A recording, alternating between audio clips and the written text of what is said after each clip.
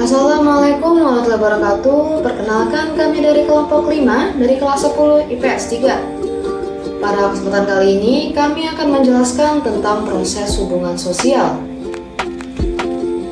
Yang akan kami jelaskan adalah tentang proses asosiatif.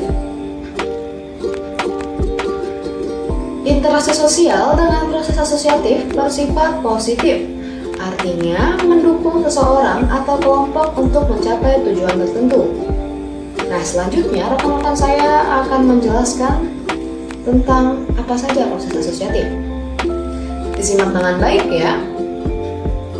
Definisi kerja merupakan usaha bersama antara orang atau antar kelompok untuk mencapai tujuan bersama. Kerjasama muncul ketika manusia berinteraksi dengan sesamanya, baik dalam kehidupan keluarga maupun dalam kelompok sosial yang lebih luas. Kerjasama berawal dari kesamaan orientasi, kemudian semakin bertambah erat bila ada bahaya dari luar yang mengancam atau tindakan yang menyinggung kesetiaan secara tradisional atau institusional. Bentuk kerjasama spontan, kerjasama yang terjadi secara serta-merta atau tanpa direncanakan terlebih dahulu. Kontrak, kerja sama atas dasar syarat-syarat atau ketetapan tertentu yang disepakati bersama. Langsung, kerjasama sebagai hasil dari perintah atasan kepada bawahan atau penguasa kepada rakyatnya. Tradisional, kerjasama sebagian atau unsur tertentu dari sistem sosial masyarakat. Pelaksanaan kerjasama. Bila ditinjau dari pelaksanaannya, kerjasama menurut James Thompson dan William J. McEwan ada 5 bentuk, yaitu sebagai berikut. Yang pertama, gotong royong adalah bentuk kerjasama yang dilakukan secara sukarela untuk mengerjakan pekerjaan tertentu, yaitu berkaitan langsung dengan orang-orang yang terlibat dalam gotong royong tersebut. Yang kedua, koalisi, yaitu pernyataan antara dua kelompok atau lebih yang punya tujuan yang sama dan ingin cepat mencapai tujuan bersama-sama.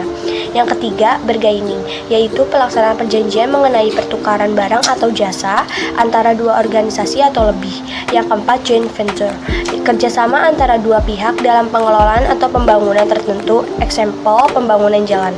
Yang kelima, kooptasi adalah proses penerimaan unsur-unsur baru atau gaya baru dalam pelaksanaan kepemimpinan organisasi sebagai satu-satunya cara untuk menghindari konflik yang bisa mengguncang organisasi tersebut. Definisi akomodasi, yaitu suatu proses penyelesaian diri individu atau kelompok manusia yang semula saling bertentangan sebagai upaya untuk mengatasi ketegangan. Akomodasi berarti adanya keseimbangan interaksi sosial dalam kaitannya dengan norma dan nilai yang ada dalam masyarakat. Akomodasi seringkali merupakan salah satu cara untuk menyelesaikan pertentangan, entah dengan cara menghargai kepribadian yang berkonflik atau dengan cara paksaan atau tekanan. Bentuk akomodasi sebagai berikut: koersi, kompromi, arbitrase, mediasi, konsiliasi, toleransi, telemet, adjudikasi, kerukunan, segregasi, eliminasi, subjugasi atau dominasi, keputusan mayoritas, persetujuan minoritas, konversi, gencatan senjata. Nah, selanjutnya ada asimilasi. Asimilasi terjadi setelah melalui tahap kerjasama dan akomodasi. Asimilasi pada dasarnya merupakan perubahan yang dilakukan secara sukarela, umumnya dimulai dari penggunaan bahasa. Asimilasi ditandai oleh upaya untuk mengurangi perbedaan dalam masyarakat dengan mempererat kesatuan tindakan, sikap, dan perasaan menuju tujuan bersama. Hasil dari proses asimilasi berupa semakin tipisnya batas perbedaan antara individu dalam suatu kelompok atau batas antar kelompok. Selanjutnya, individu menyesuaikan kemauannya dengan kemauan kelompok. Selanjutnya yaitu syarat terbentuknya asimilasi. Syaratnya ada 3. Yang pertama, terdapat sejumlah kelompok yang memiliki kebudayaan berbeda.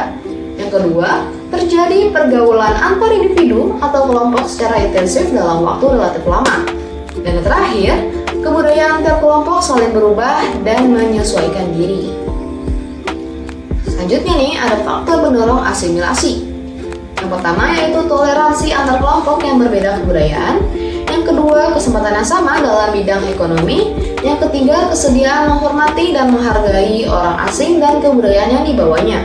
Yang keempat, sikap terbuka dari golongan yang berkuasa dalam masyarakat.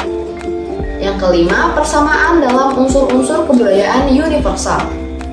Yang keenam, perkawinan antar kelompok yang berbeda kebudayaan. Dan yang terakhir, memiliki musuh yang sama dan meyakini kekuatan masing-masing untuk menghadapi musuh tersebut. Selanjutnya, ada lawan yang dari tadi, yaitu faktor penghalang asimilasi. Yang pertama yaitu kelompok terisolasi atau terasing, atau biasanya kita sebut juga sebagai minoritas. Yang kedua, kurangnya pengetahuan mengenai kebudayaan baru yang akan dihadapi. Yang ketiga, prasangka negatif terhadap pengaruh kebudayaan baru. Yang keempat, perasaan bahwa kebudayaan kelompok tertentu lebih tinggi daripada kebudayaan kelompok lain. Yang kelima, perbedaan ciri-ciri fisik seperti tinggi badan, warna kulit, atau rambut. Yang keenam, perasaan yang kuat bahwa individu terikat pada kebudayaan kelompok masing-masing. Dan yang terakhir, golongan minoritas mengalami gangguan dari kelompok penguasa. Biasanya sih kita sebut kelompok mayoritas. Nah, yang terakhir nih ada akulturasi. Akulturasi sendiri adalah proses penerimaan dan pengolahan unsur-unsur kebudayaan asing menjadi bagian dari kebudayaan suatu kelompok tanpa menghilangkan kepribadian kebudayaan asli. Akulturasi merupakan hasil paduan dua kebudayaan dalam waktu yang lama. Unsur kebudayaan asing sama-sama diterima oleh kelompok yang berinteraksi, selanjutnya diolah tanpa menghilangkan kepribadian kebudayaan asli sebagai penerima. Nah, bagaimana dengan materi yang kami sampaikan tadi? Kalau tidak mengerti? Kalau tidak mengerti, boleh tanyakan di grup ya, atau boleh komen di bawah, atau boleh private chat ke kita. Semoga ilmu bermanfaat. Terima kasih perhatiannya. Wassalamualaikum warahmatullahi wabarakatuh.